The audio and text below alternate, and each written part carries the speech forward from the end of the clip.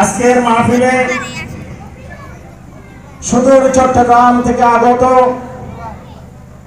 বিশেষ ওয়াইজ হিসেবে তকরির করিবেন হযরতুল আল্লামা আলহাজ মাওলানা মোহাম্মদ আব্দুল মালিক আল কাদরি খতিব গাউসিয়া তৈয়বিয়া সুন্নিয়া জামে মসজিদ খাগড়াছড়ি সদর। আজকের মাহফিলের প্রধান বক্তা হিসেবে তকরির নিয়ে আসছেন সুদূর চট্টগ্রাম থেকে আগত হযরতুল আল্লামা মাওলানা মোহাম্মদ আব্দুল মালিক আল কাদরি মাদ্দাজিলুল আলী খতিব গাউসিয়া তৈয়বিয়া সুন্নিয়া জামে মসজিদ খাগড়াছড়ি সদর। হুজুরকে দুআর ইমানি তকরির করার জন্য বিশেষভাবে অনুরোধ করছি।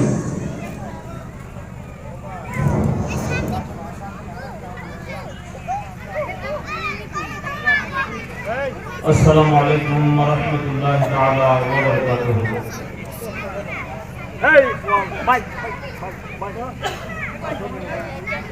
أعوذ بالله من الشيطان الرجيم. بسم الله الرحمن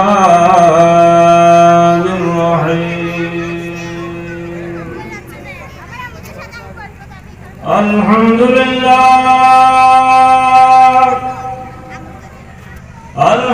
لله الذي خالق السماوات والأرض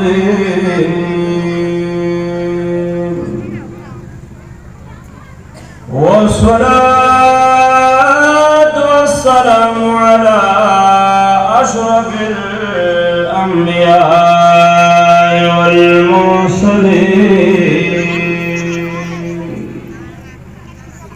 وعلى آله وصحابه وأهل بيته وذريته وعلماء ملته أجمعين. أما بعد فقد قال الله تعالى عز وجل في القرآن المجيد وفرقانه الحميد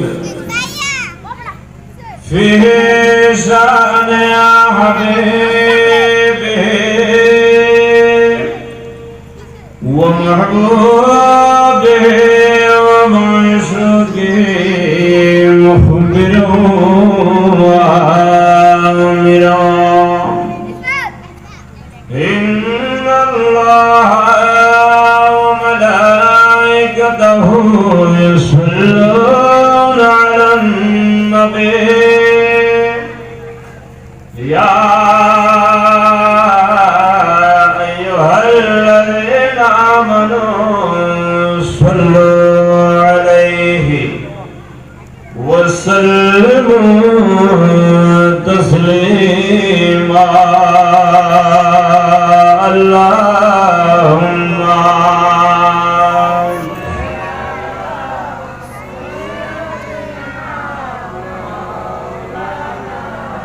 محمد وعلى آله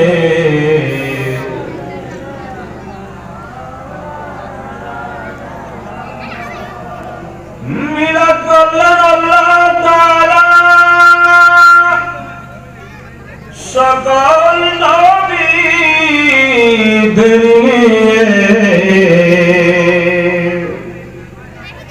মিসাকের আয়াতে দলিল সুমমিন মন দিয়ে আল্লাহুম্মা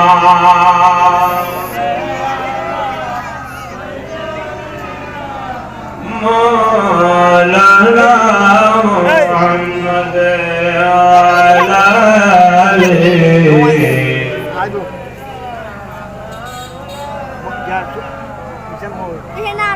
সকল নবীর যুগে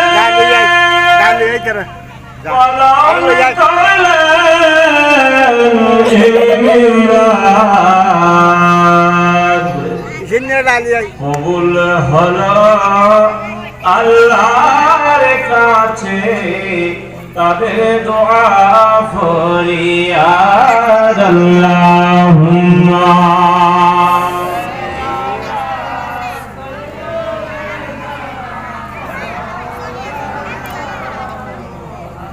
ওয়ালা আলি সাইয়্যিদিনা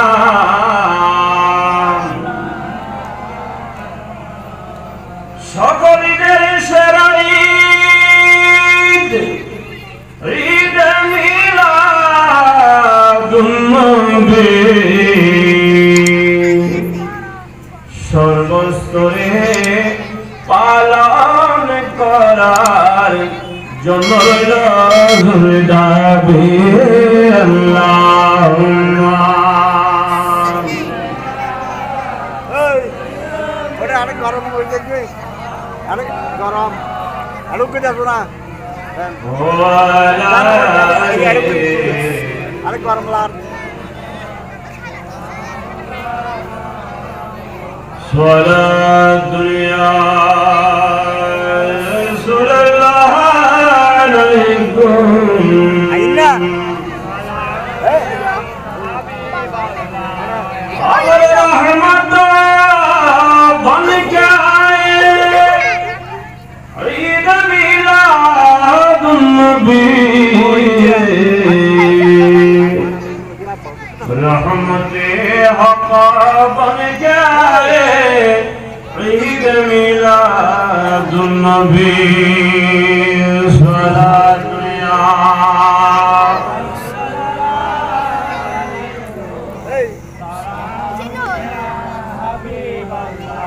आशिकाने मुस्तफा है अबैदुल मुस्तफा खुशी सलामत बन के आए ईद मिलादुन नबी सलात दुनिया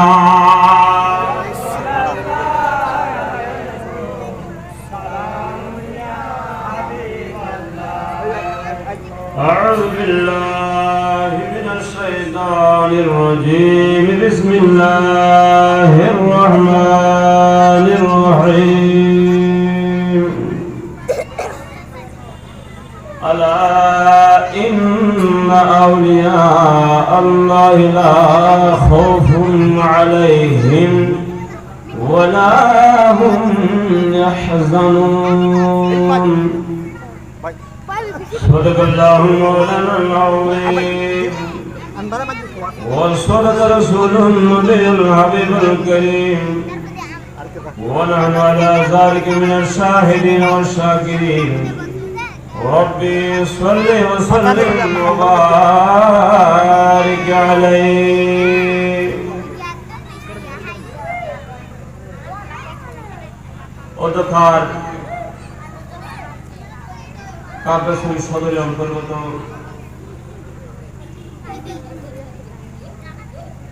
শব্দমিয়াপাড়া বাইতুল নূর জামে মসজিদের ময়দানে বাইতুল নূর জামে মসজিদ পরিচালনা কমিটি ও শব্দমিয়াপাড়া এলাকাবাসীর উদ্যোগে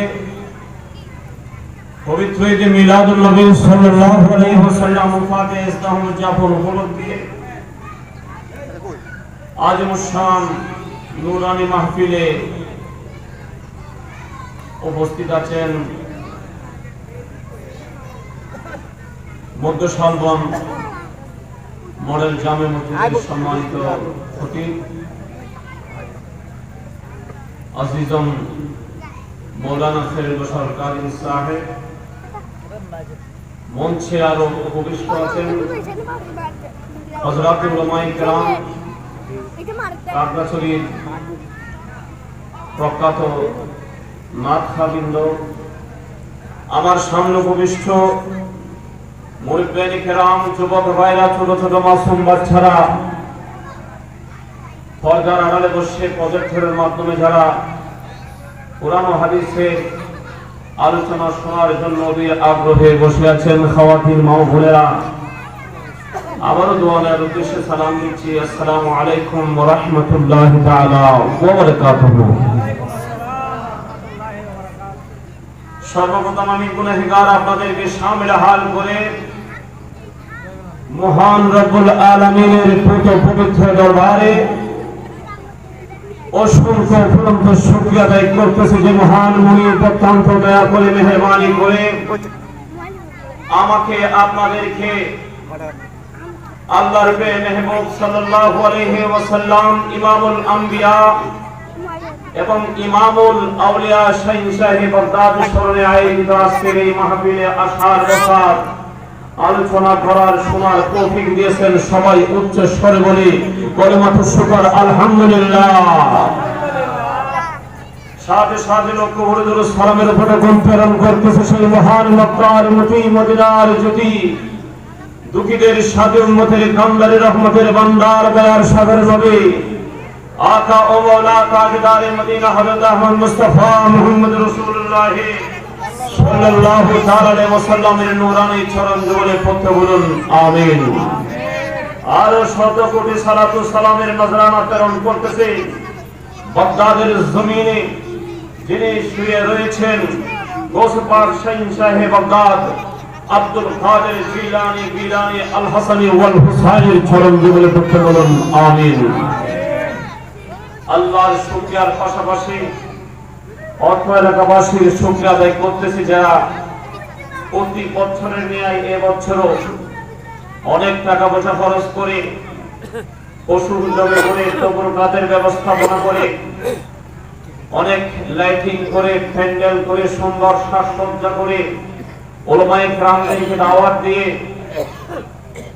আল্লাহর রাসূলের এবং শাইখ সাহেব বাগদাদের স্মরণে যে এত বিশাল মাহফিলের ইন্তজাম করেছেন রব্বুল আলামিন, তাদের সমস্ত ইন্তজামাত দয়াল নবী এবং শাইখ সাহেব বাগদাদের উসিলায় রব্বুল আলামিনের দরবারে কবুল করে পড়তে বলুন আমিন। যারা মাহফিলে এসেছেন মুবারকবাদ জানাচ্ছি এবং যারা মাহফিলে আসার ইচ্ছা আলাদা করেছেন আপনাদেরকে রব্বুল আলামিন মাহফিল স্থল পর্যন্ত আসার তৌফিক দান করে পড়তে বলুন আমিন। আসলে আমরা এই সামনে কতগুলা ছোট ছোট বাচ্চা যারা একটু ওয়াজ নসিহত বুঝবে তারা আর একটু দূরে আর কিছু এদিকে, এটা তো কোনো রকম হলো না। আপনারা যদি মাহফিলের সৌন্দর্য চান, আপনাদের এলাকার মাহফিল, আপনাদের কর্তব্য হলো আগে ভিতরের মাঠটা ভরাট করা, পরবর্তীতে আপনারা বাইরে বসবেন। আপনারা মেহরবানি করে যদি একটু মাহফিলের প্যান্ডেলের মূল প্যান্ডেলে চলে আসতেন তাহলে মাহফিলের সৌন্দর্যটা বৃদ্ধি হতো। আপনারা এসেছেন আল্লাহ এবং নবীর সন্তুষ্টির জন্য, আরাম করার জন্য না, এখানেও বসার জায়গা রয়েছে। আল্লাহ এবং নবীর সন্তুষ্টির জন্য বাড়ি থেকে এখান পর্যন্ত এসেছেন, সমস্ত কাজ কর্ম ব্যবসা বাণিজ্য লেনদেন সবকিছু বন্ধ করে দিয়ে মাহফিলে সওয়াবের উদ্দেশ্যে তো এসেছেন। তো মাহফিলের সৌন্দর্য রক্ষা করা এটা তো আপনাদের নৈতিক দায়িত্ব, এটা তো আপনারা করবেন, এটা তো আপনারাই আয়োজন করেছেন, আপনারাই সৌন্দর্য বৃদ্ধি করবেন, যে এটা আপনাদের দায়িত্ব। আপনাদের এলাকার মাহফিল, আপনাদের সুনাম হবে যে আপনাদের, বদনাম হলেও বদনামটা হবে যে আপনাদের। তো আপনারা মেহরবানি করে একটু মূল প্যান্ডেলে চলে আসুন, যে শুধু আপনাদের মুখস্থ করেন আল্লাহ ইন্না আউলিয়া আল্লাহি লা খাউফুন আলাইহিম ওয়া লা হুম ইয়াহজানুন। তাহলে আপনারা বুঝতে পেরেছেন যে আমি শানে জালায়াত নিয়ে আলোচনা করব, জয়নাল হুজুর শানে জালায়াত নিয়ে আলোচনা করব। আমি শানে জালায়াতের উপর সামান্য কথা বলে হুজুর আসার আগ পর্যন্ত সামান্য কথা বলে আপনাদের থেকে বিদায় নেব। শারীরিকভাবে অসুস্থ ছিলাম, পবিত্র উমরা পালন করে এসে সর্দি কাশি ঠান্ডা লেগেছিল। আপনাদের ওয়াইদিন ভাইয়ের বিশেষ আবদার রাখতে গিয়ে আপনারা তো আমাকে মহব্বত করেন এলাকাবাসীরা, স্বপ্ন নিয়ে ফেলার সাথে আমার একটা দীর্ঘদিনের মহব্বত। তো অসুস্থ শরীর নিয়ে এসেছি, দোয়া করবেন যে কিছুক্ষণ আপনাদের সাথে কথা বলা যায়, আপনারা যদি সহযোগিতা করেন। তো যাই হোক, জায়গার দাম হয় জায়গাতে যিনি বসবাস করেন তার কারণে, ঠিক কিনা বলেন? যদি বলা হয় ওইটা এমপি সাহেবের ভাড়া, আর ভাড়া প্রধানমন্ত্রীর ভাড়া, চেয়ারম্যান সাহেবের ভাড়া, চেয়ারম্যান বাড়ি, তাহলে মতিন মাকানের ইজ্জত বাড়ে যিনি বসবাস করে তার কারণে। তার কারণে তার কারণে বসবাসকারীর কারণে জায়গার কি দাম বাড়ে, জায়গার দাম বাড়ে, এটা খেয়াল রাখবেন। মনে করেন ইট পাটার মধ্যে ইট তৈরি হয়, এই ইট যখন মসজিদের ফরশে লাগানো হবে, ওই মসজিদের ফ্লোরে আপনারা জুতা পাইয়ে যাবেন না? যাবেন? মসজিদে কি জুতা পাইয়ে যাবেন? আবার যখন এই একই ইট বাঁধার ইট যখন রোডের মধ্যে কার্পেটিং করা হবে, তখন কিন্তু জুতা ছাড়া আপনি হাঁটবেন না। জুতা ছাড়া ইট এক, ইট কি? কিন্তু দেখেন ব্যবহারের কারণে ইজ্জত কদর বেড়ে গেছে, এহতরাম বেড়ে গেছে। আল্লাহর ঘর মসজিদের সাথে লাগার কারণে মানুষ তাজিম করে, জুতা পাইয়ে মসজিদে ঢুকে না। অথচ এগুলো টাইলস, টাইলস না, টাইলস মসজিদে লাগানো হয়েছে, আবার বাথরুমে লাগানো হয়েছে। বেশম আছে না? বেশম আছে। একই গাছের কাঠ যখন আপনি কাঠ দিয়ে চেয়ার বানালেন, ওই চেয়ারের মধ্যে ফাঁক না ফাঁক সব মানুষের বসবে, ঠিক কিনা বলেন? ওই কাঠ দিয়ে যখন আপনি পবিত্র কোরআনে মজিদের চেয়ার বানাবেন, তখন ওই কাঠকে আপনি সুমহাবেন, ঠিক কিনা বলেন? দুনিয়ার সমস্ত কাঠকে তো আপনি সুমহান না, ওই গাছের কাঠকে কেন সুমহান? কিসের সাথে লাগছে? আল্লাহর কালাম কোরআনে হাকিমের সাথে লাগার কারণে ওই কাঠের দাম, এহতেরাম বেড়ে গেছে। কাগজ একই কারখানার মধ্যে কাগজ তৈরি হচ্ছে, ওই কাগজ দিয়ে যখন কোন ম্যাগাজিন তৈরি হয়, ম্যাগাজিন ভরার পরে রাস্তার মধ্যে নিক্ষেপ করা হয়, ওই কাগজের মধ্যে যখন কোরআন মজিদের অক্ষর ছাপা হয়, তখন ওই কোরআন দেখলেও সওয়াব, স্পর্শ করলে সওয়াব, দেখলেও সওয়াব, পড়লেও সওয়াব। পড়তে বলুন না সুবহানাল্লাহ।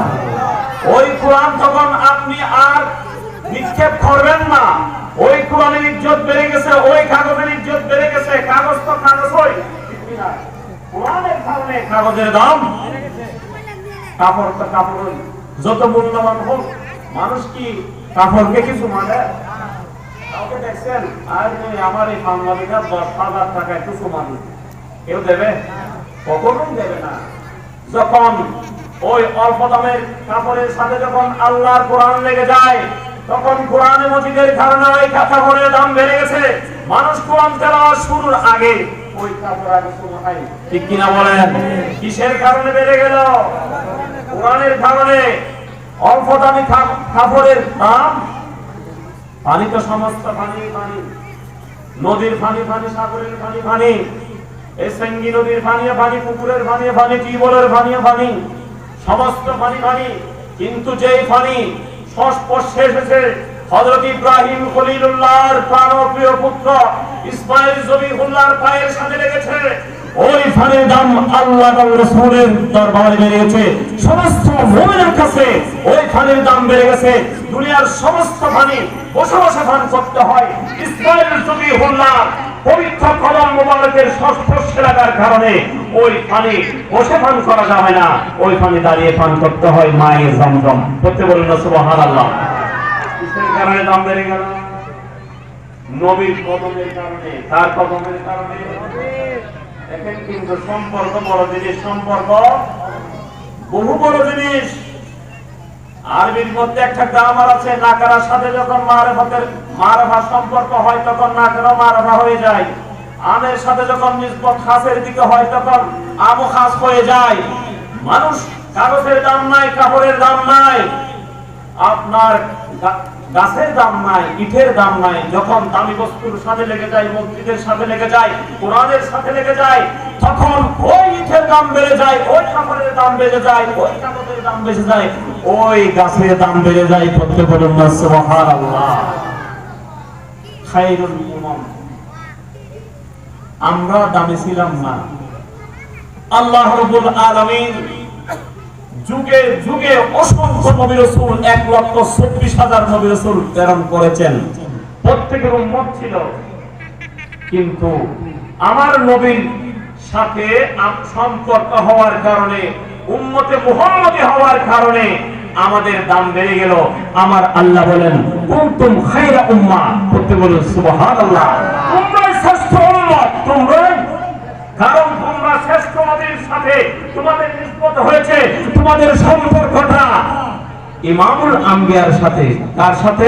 ইমামুল, শ্রেষ্ঠ নবীর সাথে সম্পর্ক হওয়ার কারণে আমাদের শ্রেষ্ঠত্ব বেড়ে গেছে, আমাদের শ্রেষ্ঠত্ব অর্জন হয়ে গেছে। আমরাই সেরা জাতি, আমরাই সেরা উম্মত, করতে বলুন না সুবহানাল্লাহ। তো দেখেন আজকের এই মাহফিল একত ইমামুল আম্বিয়ার মাহফিল, দ্বিতীয়ত ইমামুল আউলিয়ার মাহফিল। শানে রিসালাত, শানে বেলায়াত, যেখানে আম্বিয়া কিরামের আলোচনা হয়, তাজকিরা হয়, যিকরুল আম্বিয়া মিনাল ইবাদা ওয়া যিকরুস সালিহিন কাফারা, যেখানে আম্বিয়া কিরামের আলোচনা হয় সেখানে সেটা ওই আলোচনাটা ইবাদতের অন্তর্ভুক্ত হয়ে যায়। আর আউলিয়া কিরামের আলোচনা যেখানে হয় সেটা গুনাহের একটা কারণ হয়ে যায়, গুনাহসমূহের কাফারা হয়ে যায়। প্রত্যেক বলুন সুবহানাল্লাহ। আমাদের আজকের এই মজলিসটা একদিকে ইবাদত, অন্যদিকে আমাদের কি গুনাহসমূহের কাফারা। কিসের কাফারা? গুনাহসমূহের। ওই নিয়ত নিয়ে আসবেন, বসবেন, ইবাদত করতেছি এবং আমার গুনাহ মাফ হচ্ছে। যেহেতু এটা আউলিয়ারও মাহফিল, নবীদেরও মাহফিল, আউলিয়াদেরও মাহফিল, ইবাদত হচ্ছে, গুনাহ কি হচ্ছে? মাফ হচ্ছে। ওই নিয়তে বসবেন। একটু জিকির করি হকে লা ইলাহা ইল্লাল্লাহ,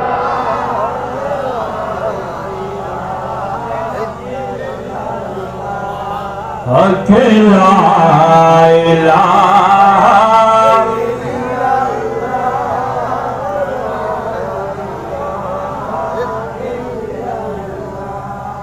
কোন মকামে আল্লাহ দুনো জাহান মে হে আল্লাহ,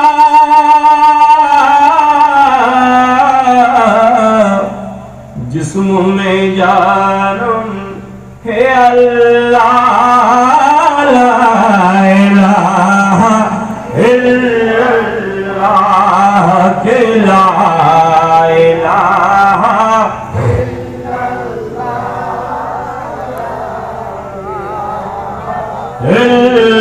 इल्लल्लाह, के ला इलाहा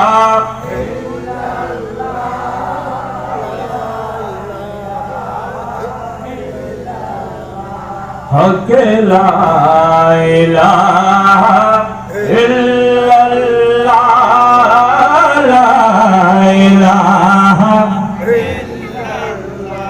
সম্মানিত হাজিরিন, আমরা কিভাবে শেষ করব?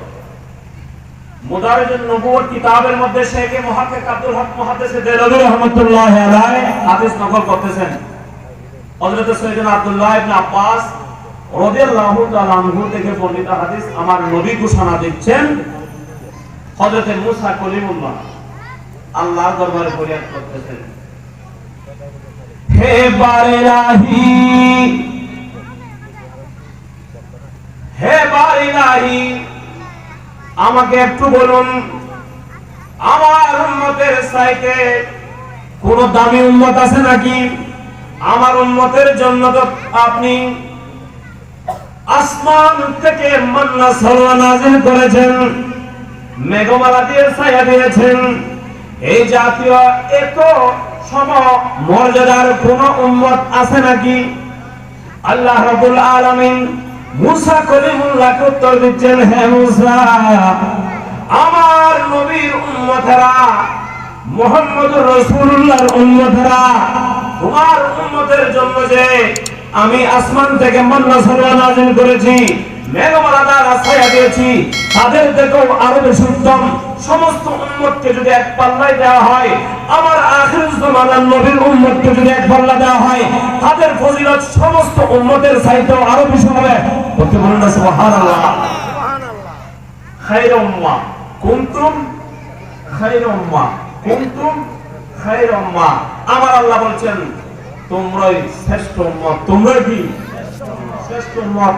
আরেক riwayat-এর মধ্যে এসেছে, মুদাররিজুন নবুয়তের মধ্যে এই হাদিস কেন নকল করতেছেন, হযরতে মুসা কলিমুল্লাহ যখন তাওরাত কিতাব অধ্যয়ন করলেন, উম্মতে মুহাম্মদীর 70টি বৈশিষ্ট্য যখন পড়লেন, হযরতে মুসা কলিমুল্লাহ আল্লাহর দরবারে ফরিয়াদ করতেছেন, হে বারি ইলাহি, এই উম্মত যে উম্মতের বৈশিষ্ট্য আমি তাওরাতের মধ্যে পড়েছি, ওই উম্মতগুলো হে আল্লাহ আমাকে দান করো।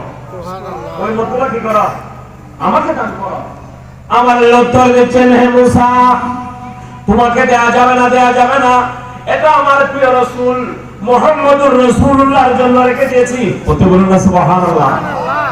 যখন এই কথা বললেন, মুসা কলিমুল্লাহ আল্লাহর দরবারে ফরিয়াদ করতেছেন, হে বারি ইলাহি, উম্মতে মুহাম্মদী তো পেলাম না, এত শ্রেষ্ঠ উম্মত যখন পেলাম না, অন্তত এটা আশা করতে পারি যে ওই আখিরুল জামানার নবী আমাকে একটু উম্মত বানাইও। বলতে বলুন না সুবহানাল্লাহ। আমরা না চাইতে পেয়ে গেলাম, আমরা কি বুঝি আমাদের দাম? যেখানে জলিলুল কদর পয়গম্বর হযরত মুসা কলিমুল্লাহর মতো নবী আল্লাহর দরবারে ফরিয়াদ করেছিল আমার নবীর উম্মত হওয়ার জন্য, কি হওয়ার জন্য? আমরা সেই নবীর উম্মত, আমরা সেই নবীর উম্মত। আমাদের দাম কতটুকু খেয়াল করছেন? আমাদের মর্যাদা কতটুকু খেয়াল করছেন? অন্যান্য নবীরা নিজেদের নবুয়ত বাদ দিয়ে আমার নবীর উম্মত হওয়ার জন্য আল্লাহর দরবারে ফরিয়াদ করেছিল। প্রত্যেকবার না সুবহানাল্লাহ। দেখেন আমার নবী যেমন সেরা, খেয়াল করেন, আমার নবী যেমন সেরা, আমার নবীর যারা ওলি হবে, সাহেবে বেলায়েত, বেলায়েত প্রাপ্ত ওলি হবে, অন্যান্য নবীর ওলিদের চাইতেও আমার নবীর উম্মতের ওলিরা সেরা। বলতে বলুন না সুবহানাল্লাহ।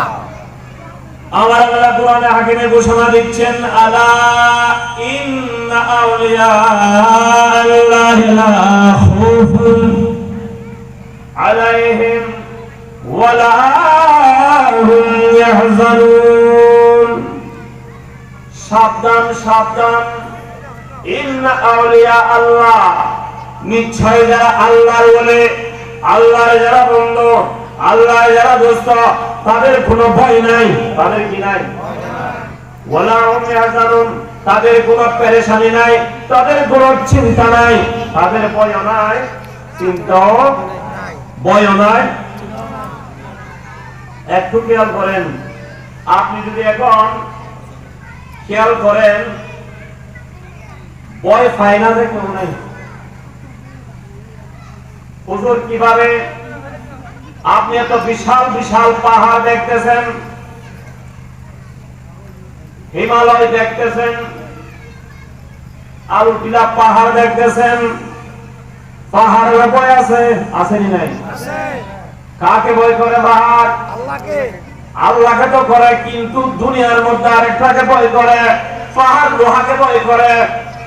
সব সময় চিন্তিত থাকে কোন সময় বুলডোজার এসে আমি পাহাড় কেটে সমতল করে দেয়, ঠিক কিনা? পাহাড় কেটে কেটে সমতল করা হচ্ছে না? হচ্ছে না? তাহলে পাহাড় বুঝি লোহাকে ভয় করে না? করে তো, বলে যে লোহা আসছে, লোহা দিয়ে আমাকে কেটে সমতল করে ফেলবে, আমি পাহাড়ের অস্তিত্ব বিলীন হয়ে যাবে, রাখবে না। তাহলে দেখেন পাহাড় ভয় করে লোহাকে, লোহার বুঝি ভয় নেই? লোহা ভয় করে না? লোহার ভয় আছে। লোহা ভয় করে আগুনকে, এত শক্ত লোহা, কিন্তু আগুনের কাছে যখন যায় তখন মোম হয়ে যায়, গলে যায়। তাহলে লোহার ভয় আছে, কিকে ভয় করে? আগুনের বুঝে ভয় নাই, আগুনের ভয় আছে, আগুনও ভয় করে। আগুন কাকে ভয় করে?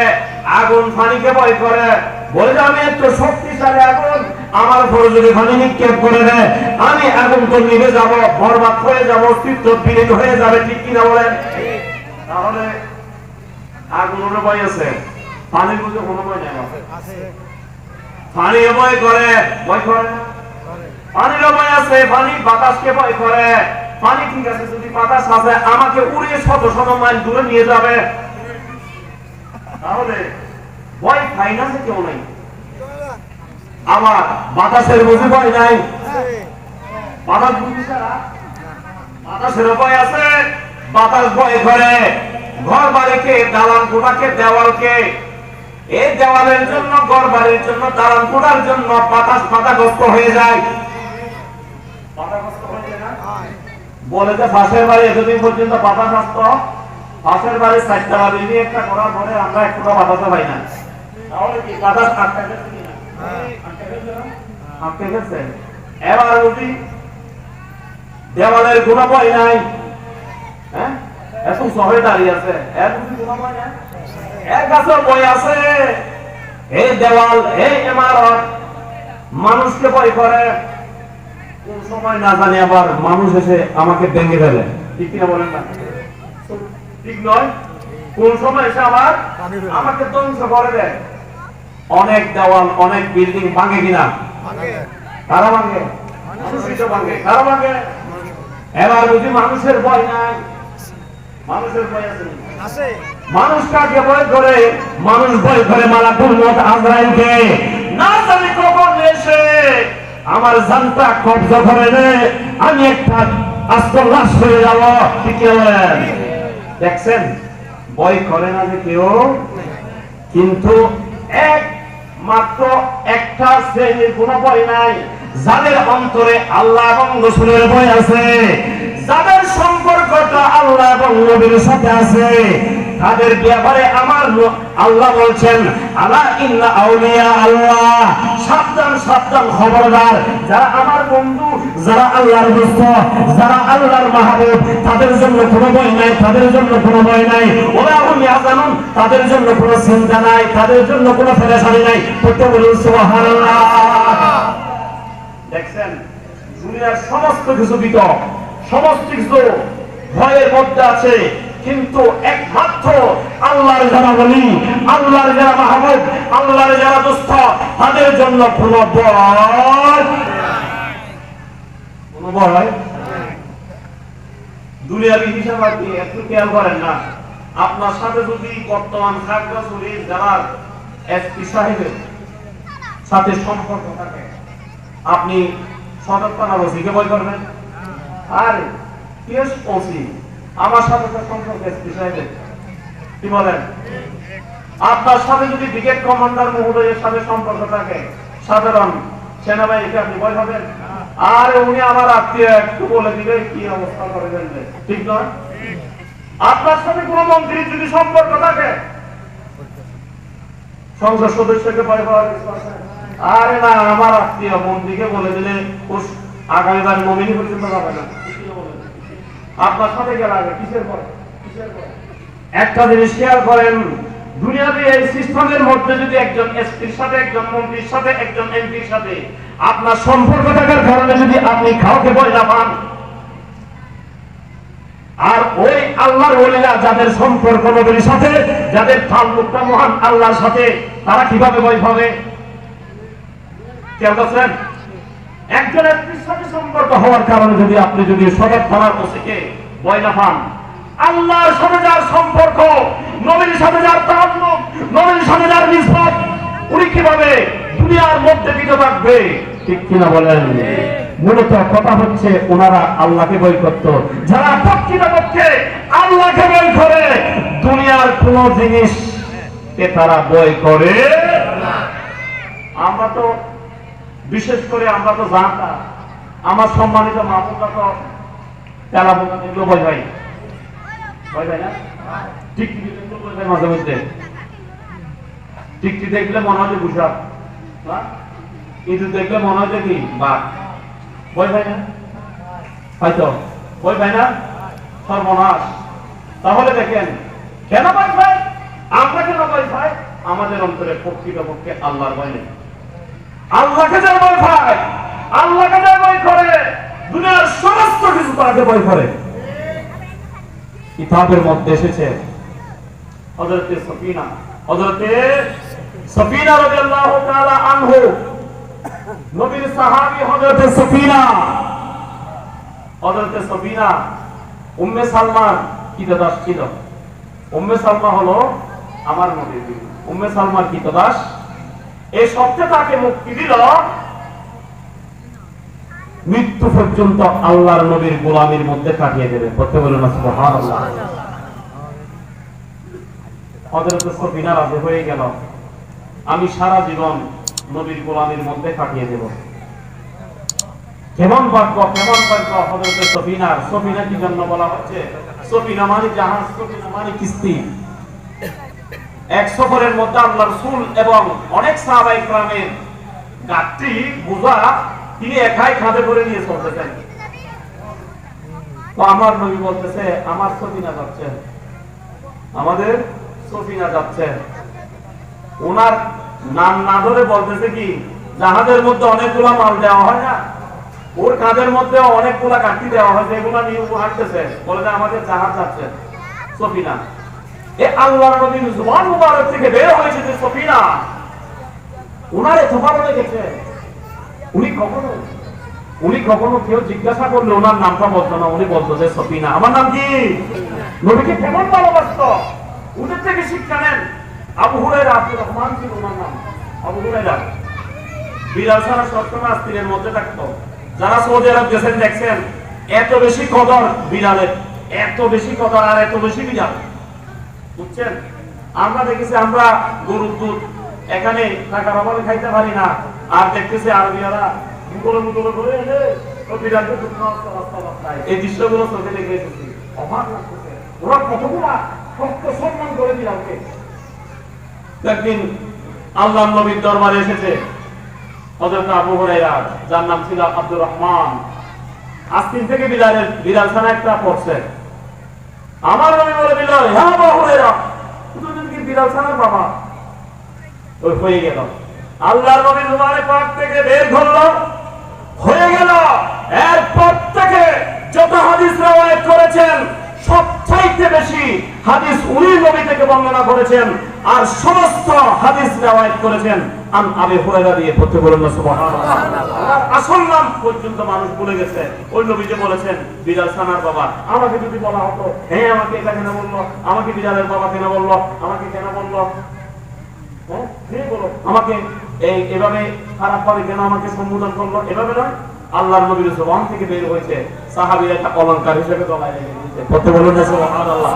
এই হলো মহব্বত, এই হলো ইশকে রাসূল। শিক্ষা নেন, এটা হলো নবীর প্রতি মহব্বত। নবী যেটাই বলেছেন, এটাই আমার জন্য, এটাই সেরা, এটাই পাওনা। দেখছেন তো সফিনা রুমে গেছেন, রোম ইতালি, বর্তমান কি ইতালির রাজধানী রোম। রুমে গেছে যে লস্কর নিয়ে, ইসলামিক সৈনিক নিয়ে, মুজাহিদ কেরামদেরকে নিয়ে যুদ্ধের জন্য গেছেন। গিয়ে সেখানে রাস্তা বলে গেছে আসার, জঙ্গল পাহাড়িয়া পথ, রাস্তা বলে গেছে। জঙ্গলি পথ দিয়ে যখন গেল, জঙ্গলের মধ্যে বসবাস করে তো সিংহ, বাঘ, সিংহ, ভাল্লুক। সিংহ যখন সফিনাকে দেখল, মানুষের মাংস বা সিংহের বেশি পছন্দ। মানুষের গ্রাম যখন পেল, সিংহ আবার বুঝতেছে মজা করে খাওয়া যাবে, খাওয়া গেল। লাফ ঝাপ মেরে সফিনার দিকে আসতেছে। হযরত সফিনা দেখেন, এই যে আল্লাহ রাব্বুল আলামিন কোরআনে পাকের মধ্যে ঘোষণা দিয়েছেন, আলা ইন্না আউলিয়া আল্লাহি লা খাউফুন আলাইহিম ওয়া লা হুম ইয়াহজানুন। যারা আল্লাহর ওলি, তাদের জন্য কোনো কি নাই, ভয়, তাদের জন্য কোনো পেরেশানি। তারা বনের সিংহকে ভয় পায়। উনি যে আল্লাহ যে কোরআনে বলেছেন আমলি তাফসীর, হযরত সফিনা সেদিন আমলি তাফসীর হয়েছেন। পড়তে বলুন না সুবহানাল্লাহ। উনি নির্ভয়ে দাঁড়িয়েছিলেন। উনি কি নির্ভয়ে দাঁড়িয়েছিলেন, ভয় পায় নাই।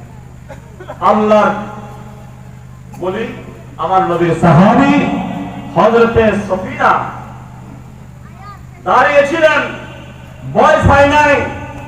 শুধু তাই নয়, ওনাকে যখন সিংহ ওনার উপর আক্রমণ করার জন্য উদ্যত হলো, উনি বলে দিল, ইয়া আবুল হারিস আনা মাওলা রাসূলিল্লাহ। হে আবুল হারিস, হে বনের সিংহ, আমি নবীর গোলাম। কত বলুন না সুবহানাল্লাহ। আমি নবীর গোলাম পরিচয় দেন যখন, না বনের সিংহ করতে কালের নেই তো ভাবনা। নবী গোলাম পরিচয় দেন যখন সফিনা, বনের সিংহ করতে কালের নেই তো ভাবনা। ইহ পর জগৎ যাহার জন্ম বিজয় হয়, প্রিয় নবীর গোলাম সারা অন্য কিছু নয়। বলেন, প্রিয় নবীর দু জাহানে কি যে হবে আমার পরিচয়, দু জাহানে কি যে হবে দয়াল নবীর। সম্মানিত হাজরিন, বাক্য সফিনাকে আক্রমণ করা দূরের কথা, যখন মাওলা রাসূলুল্লাহ বলেছেন, নবীর গোলাম বলেছেন, লেজ নেড়ে নেড়ে সামনে সামনে হযরতে সফিনাকে রাস্তা দেখিয়ে দিয়েছেন। বলতে বলুন না সুবহানাল্লাহ। এমন কথা, হযরতে সফিনাকে তাও তো দূরের কথা, পথ ভুলে গেছে যে রাস্তা দেখিয়ে দিয়েছেন বলের সিংহ। এখানে একটি প্রশ্ন আপনারা প্রশ্ন করতে পারেন, হুজুর হযরত সফিনা আল্লাহর নবীর সাহাবী হয়ে সেখানে আল্লাহর বান্দা না বলে নবীর গোলাম কেন বলেছেন? সেখানে বলতে পারেন নাই, হে সিংহ আমাকে আক্রমণ করিস না, আমি আল্লাহর বান্দা, আমি আল্লাহর বান্দা, আমাকে আক্রমণ করিস না। না, উনি বলেছেন আনা মাওলা রাসূলুল্লাহ, আমি নবীর গোলাম। বলতে বলুন না সুবহানাল্লাহ। সবাই তো আল্লাহর মাখলুক, সবাই নবীর উম্মত নয়, সবাই নবীর গোলাম নয়। হযরত সফিনা নিশ্চিত জানতেন, যদি এই মুহূর্তে আল্লাহর বান্দা বলা হয়, আমি সিংহ থেকে রক্ষা পাবো না। যদি আমি বলি আল্লাহর বান্দার সাথে সাথে আমি নবীর গোলামও, তাহলে সিংহের বাপের সাধ্য নাই আমার শরীরে আছর লাগানো। বলতে বলুন না সুবহানাল্লাহ। এজন্য আমার আলা হযরত আজিমুল বরকত ইমাম আহমদ রাজা ফাজিলে বেরেলভী রাহমাতুল্লাহ আলাইহি বলেছেন, খৌফ নরক রাজা জরা তু হে আবিদে মুস্তাফা, तेरे लिए अमान है, तेरे लिए अमान है, सल्ले अला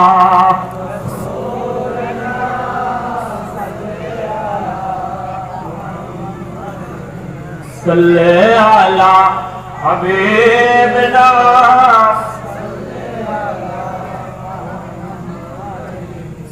তাহলে আমাদের হতে হবে নবীর গোলাম।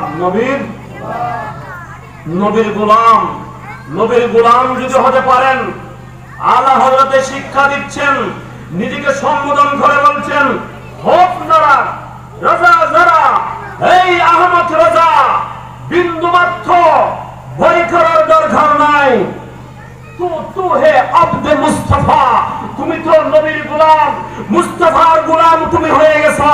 তোমার জন্য দুনিয়া তো আমার নিরাপত্তা, কবরও নিরাপত্তা, হাসরও নিরাপত্তা। বলতে বলুন না সুবহানাল্লাহ। আল্লাহু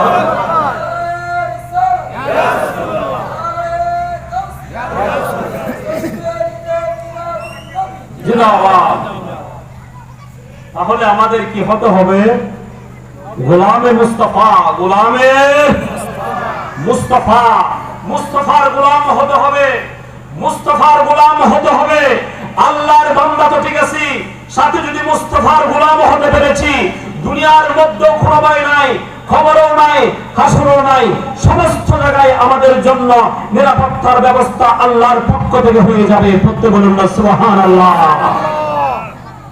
সম্মানিত হাজিরিন, ফাতিহায়ে ইয়াসতাহুম, ফাতিহায়ে ইয়াজদাহু ইয়াজদাহু মানে বুঝুন তো দা ফার্সি ইয়াজদাহু মানে 11 ইয়াজদাহু মানে কি 11 তো 11টা কি আবার রবিউল সানি মাসের 11 কোন মাস রবিউল সানি মাসের হুজুর রবিউল সানি মাসের 11 তারিখ কি হয়েছে যে রবিউল সানি মাসের 11 তারিখ ইমামুল আউলিয়া গৌসুস সাগলান গৌস পাক শাহ বাগদাদ আব্দুল কাদের জিলানী গিলানী আল্লাহর নবীর মেহমান হয়েছেন।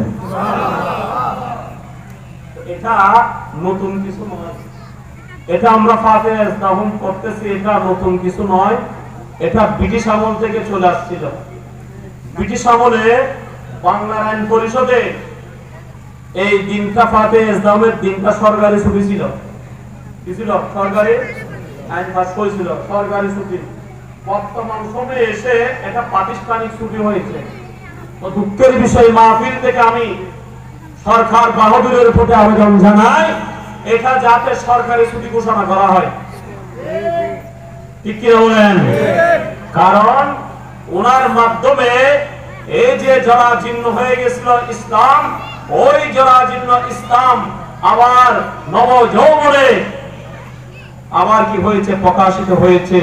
এই ইসলামটা, যিনি ইসলামকে জিন্দা করেছেন, আবার যিনি মুর্দা প্রায় ইসলামকে জীবন দিয়েছেন, খাজা মঈনুদ্দিন চিশতি রাহমাতুল্লাহ আলাইহি, ইসলামের মধ্যে অনেক দল উপদল, অনেক মতবাদ ঢুকে মূল ইসলাম থেকে যখন মানুষ দূরে সরে যাচ্ছিল, মূল ইসলাম কি জিনিস মানুষ যখন বুঝতে পারতেছে না, তখন আমার আল্লাহ রব্বুল আলামিন দয়া পরবশ হয়ে আমার নবীর বংশধর থেকে গৌস পাক শাহ বাগদাদকে প্রেরণ করে আবার ইসলামকে পুনরায় জীবন দিয়েছেন। করতে বলুন সুবহানাল্লাহ। এই জন্য বিশেষ করে বাংলাদেশের মানুষরা, ভারতের মানুষরা একটু বলে আল্লাহ ভক্ত, ঠিক কিনা বলে? ভক্ত হব না কেন? আজকে যাদের কারণে নামের আগে মোহাম্মদ, প্রতিটা মুসলিম মহল্লায় মহল্লায় মসজিদ, মুখে দাড়ি মাথায় টুপি, গায়ে পাঞ্জাবি, মিলাদ মাহফিলের আয়োজন, এগুলা কাদের মাধ্যমে হয়েছে? জুমা জামাত খুতবা, এগুলা কাদের মাধ্যমে হয়েছে? ইমাম ইসলাম কাদের মাধ্যমে হয়েছে? বাংলার জমিনের মধ্যে কোন আল্লাহর নবী এসেছেন? ইতিহাস কি সাক্ষ্য দেয়?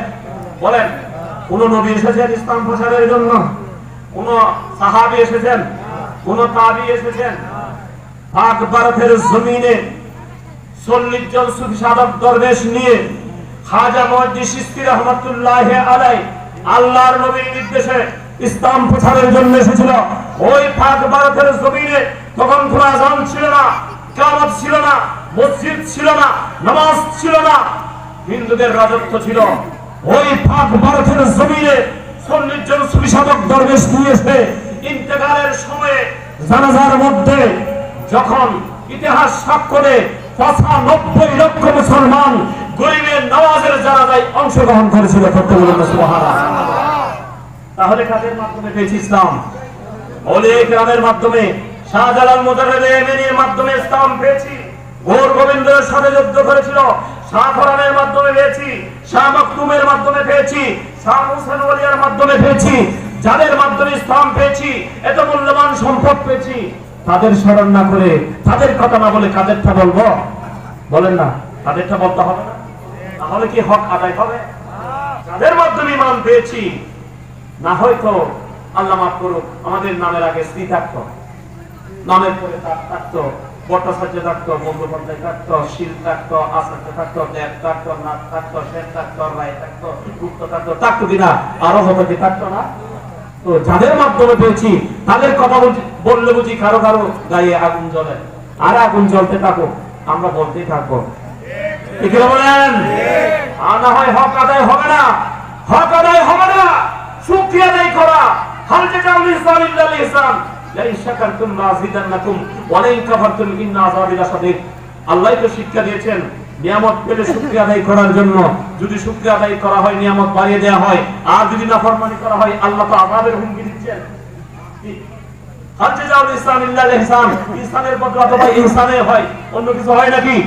তো ওলি কেরামের মাধ্যমে মহামূল্যবান সম্পদ পেয়েছি, ওলি আল্লাহদের গুণগান গাইবো না, তার বাপদাদার গুণগান গাইবো নাকি? তাদের গুণগান গাইব, আল্লাহর ওলিদের গুণগান। শাইখ সাহেব বাগদাদ আব্দুল কাদের জিলানী গিলানী, যার স্মরণে আজকের এই মাহফিল, যার স্মরণে এই যে 11 রবিউল সানি, অনেক মর্যাদাপূর্ণ। এটা 11 রবিউল সানিটা অনেক মর্যাদাপূর্ণ। 11 রবিউল সানি 11 তারিখের মধ্যে অনেক বিশেষত্ব রয়েছে। এই 11 তারিখের মধ্যে অনেক বিশেষত্ব রয়েছে। যে 11 তারিখ শাইখ সাহেব বাগদাদ আব্দুল কাদের জিলানী আল্লাহর নবীর মেহমান হয়েছে, এই 11 তারিখে অনেক বিশেষত্ব আছে। ওসমান শাইখ সাহেব বাগদাদ আব্দুল কাদের জিলানী আমার নবীর প্রতি মাসে 12 তারিখ উদযাপন করত। কি করত? উদযাপন করত। আমার নবীর স্বপ্ন থেকে শাইখ সাহেব বাগদাদকে 11 তারিখ দান করেছেন। করতে বলুন না সুবহানাল্লাহ। নবীটা করেছেন, আমার নবী একটা দিয়ে দিলেন। কোসে পাককে 11 তারিখ। কয় তারিখ? 11 তারিখ। খেয়াল করবেন, আপনারা এখানে এসেছেন নবীর মহব্বত, শাইখ সাহেব বাগদাদের মহব্বত নিয়ে। কার কার মহব্বত বলেন? নবীর মহব্বত, শাইখ সাহেব বাগদাদের মহব্বত বলেন না? কার কার মহব্বত? বাগদাদের মহব্বত। একটু খেয়াল করেন, একটু খেয়াল করেন। শাইখ সাহেব বাগদাদকে মহব্বত করলে কি হয়? গোসে পাকে তো অনেক কারামত আপনারা শুনেছেন। ওনাকে মহব্বত করলে কি হয়? ওনার ছেলে শেখ আব্দুল জব্বার রাহমাতুল্লাহ আলাইহি উনি বর্ণনা করতেছেন, এক ব্যক্তি এসে ওনাকে বলতেছে, আমার আব্বা ইন্তেকাল করেছেন, আমি গত রাতে স্বপ্ন দেখেছি সে জাহান্নামের আযাবের মধ্যে লিপ্ত। আপনারা বলেন, কারো মা বাবা যদি মারা যায়, ছেলে মেয়ে যদি স্বপ্ন দেখে তার বাবা জাহান্নামের আগুনে জ্বলছে, ওই ছেলে মেয়ের অন্তর কি আর মানে বরদাস্ত করে? দ্রুত চলে আসছে গোসে পাকের দরবারে, সাহেবজাদা আব্দুল জব্বারের সাথে কথা বলল। সম্মানিত হাজিরিন, শেখ আব্দুল জব্বার উনি ওই লোক থেকে বলতেছেন, জলদি যাও গোসে পাক শাইখ সাহেব বাগদাদের দরবারে চলে যাও, আমার আব্বা জানের কাছে যাও, আমার আব্বার দ্বারা তোমার বাবার জন্য দোয়া করো। বলে আমার কাছে নয়, বাবার কাছে যাও, বাবার দ্বারা একটু কি করো? দোয়া করো। উনি গেলেন, গিয়ে বললেন, গোসে পাক শাইখ সাহেব বাগদাদ প্রশ্ন করলেন, তোমার বাবা জীবদ্দশায় কি আমার যে মাদ্রাসায়ে নিজামি আছে, এই মাদ্রাসায়ে নিজামির সামনে দিয়ে কি কখনো যাতায়াত করেছে? ছেলে বলছে, হ্যাঁ করেছে, এই রুট দিয়ে আমার বাবা যাতায়াত করেছে। দেখেন, গোসে পাক শাইখ সাহেব বাগদাদ নিশ্চুপ হয়ে গেলেন, ওই লোকটি চলে গেল। পরদিন আবার আসবো, আবার এসে বলতেছেন, হুজুর আমি গত রাত্রে আবার আমার আব্বাকে স্বপ্ন দেখেছি, কিন্তু আমার আব্বার অবস্থা ব্যতিক্রম। এবার আমার আব্বাকে দেখেছি, আমার আব্বা অত্যন্ত আনন্দে বিভোর হয়ে আছেন। আমার আব্বার শরীরের মধ্যে জান্নাতি সবুজ চাদর, জান্নাতের মধ্যে বিচরণ করতেছেন। আমার আব্বাকে আমি জিজ্ঞাসা করলাম, বাবা গত রাত্রে স্বপ্ন দেখেছি জাহান্নামের আযাবের মধ্যে লিপ্ত আছেন, আজকে এসে আনন্দে আত্মহারা জান্নাতি চাদর গায়ের মধ্যে পরিহিত অবস্থায় আছেন, কি ব্যাপার? বলে যে, হে আমার ছেলে, এই সবগুলো শাইখ সাহেব বাগদাদ আব্দুল কাদের জিলানী সিলাই। আমি সিলাই, ইয়া রাসূলুল্লাহ, ইয়া রাসূলুল্লাহ মুস্তাকিম জিন্দাবাদ। কারো সিলাই, বড় ফিরের উসিলায়, কারো সিলাই, বড় ফিরের উসিলায়।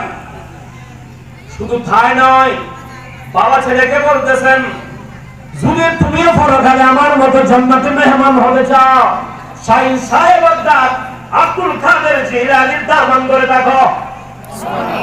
কার দামান ধরে থাকো? গোসে পাকের দামান ধরো। বেটা, কার দামান? গোসে পাকের দামান ধরো।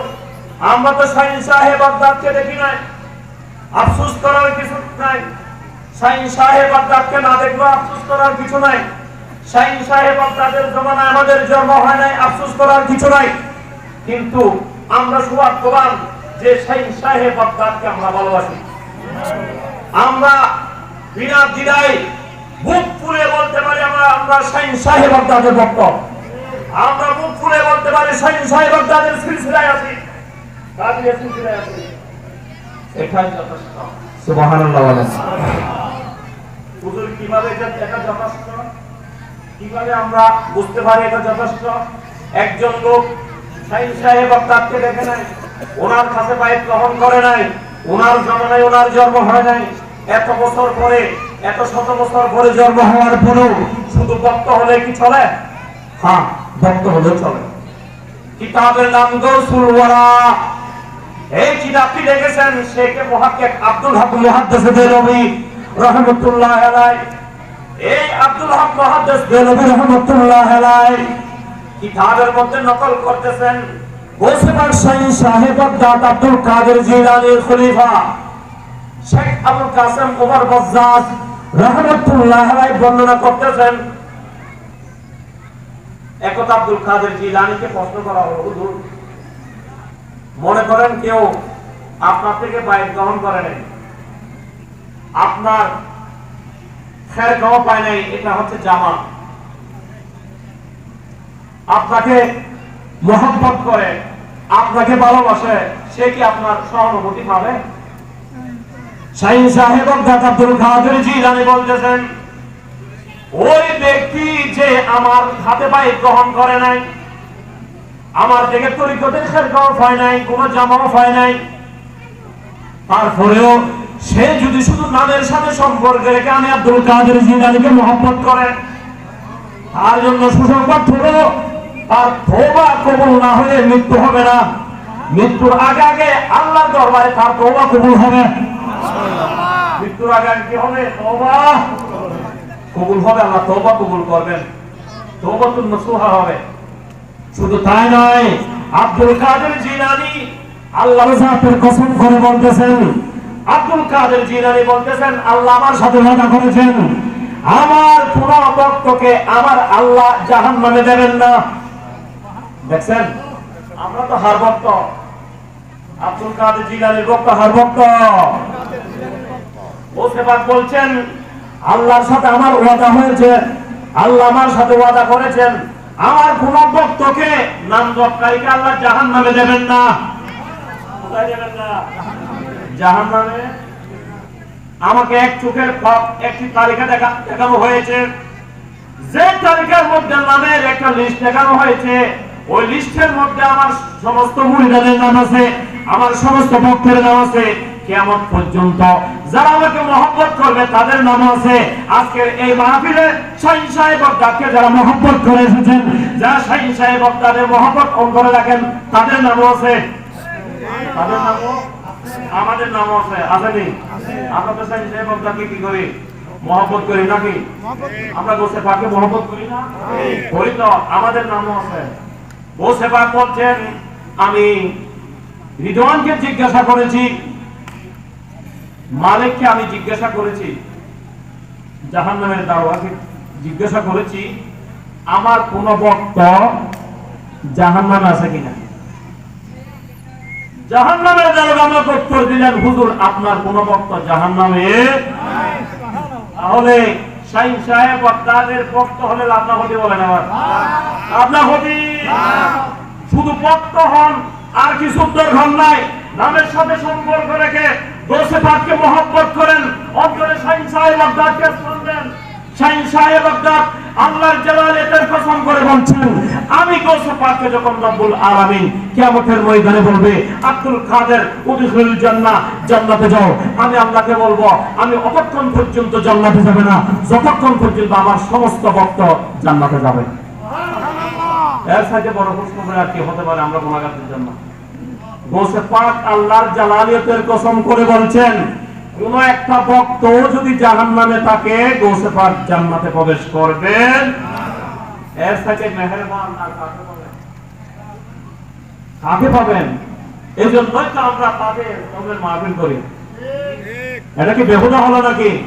আজকে সপ্তমেয়া এলাকাবাসীর ভাইরা যে লক্ষ লক্ষ টাকা খরচ করে আজকের এই বিশাল মাহফিলের আয়োজন করেছে, সার্থক না? সার্থক কিনা বলেন? আরে টাকা পয়সা থাকবে না, টাকা পয়সা আজকে আছে কালকে নাই, কিন্তু শাহী বগদাদের মহব্বত এটা আছে, থাকবে, কিয়ামত পর্যন্ত কাজে দেবে। ঠিক কিনা বলেন? একটু জিকির করি হকে লা ইলাহা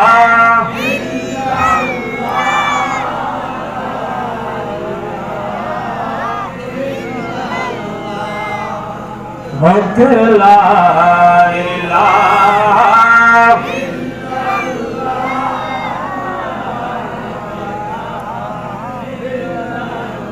হাবি রব্বি জাল্লাল্লাহ মা ফি কলবি গায়রুল্লাহ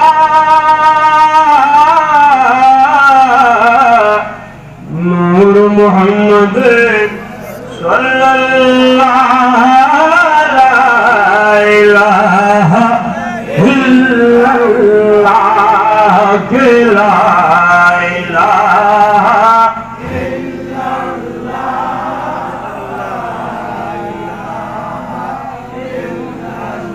লা ইলাহা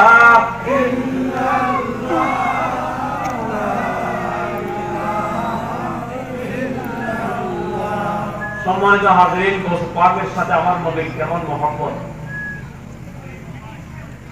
আমরা হাজিরা সমস্ত পৃথিবীর প্রান্ত থেকে খোঁজ করতে যাই, যাদের ভাগ্য ভালো তারা মদিনায় যায়। ঠিক কিনা বলেন? যাদের মন্দ কপাল তারা মক্কা থেকে মদিনায় যায় না, মদিনায় যায় না। যারা যায় না তাদেরকে জোর করে নেওয়ার দায়িত্ব আমাদের। মদিনাওয়ালা তাদের কবুল করে নাই, আমরা সেটাই করবো। কি করে নাই? কবুল করে নাই। আমরা হজ করতে যাই, শাহীন সাহেব বগদাদ হজ করতে গেছে 509 হিজরির ঘটনা। 500 তখন গোসে পাক শাহীন সাহেব বগদাদের বয়স হলো 38 বছর। হজের কাজকর্ম সেরে যখন তিনি মদিনাতুল মুনাওয়ারায় গেলেন, আল্লাহর নবীর রওজায়ে আকবারে গিয়ে আরজি পেশ করতেছেন, ইয়া রাসূলুল্লাহ, যখন আমি বাগদাদে থাকতাম তখন আমার এই রূহকে মদিনার জমিনে পাঠিয়ে দিতেন। এই রূহ আমার প্রতিনিধি হয়ে এই রওজায়ে আকবারে চুমু দিয়ে চলে যেত, এই পবিত্র জমিন চুমা দিয়ে চলে যেত। এখন তো আর রূহ ফালা নয়, এখন শরীরের হওয়া। এখন শ্বশুরে আমি এসে গেছি, এখন শ্বশুরে, এখন আমি এসে গেছি শ্বশুরে। ইয়া রাসূলুল্লাহ, আপনার নূরানি ডান হাত মোবারক একটু রওজায়ে আকবার থেকে বাইর করে দেন না।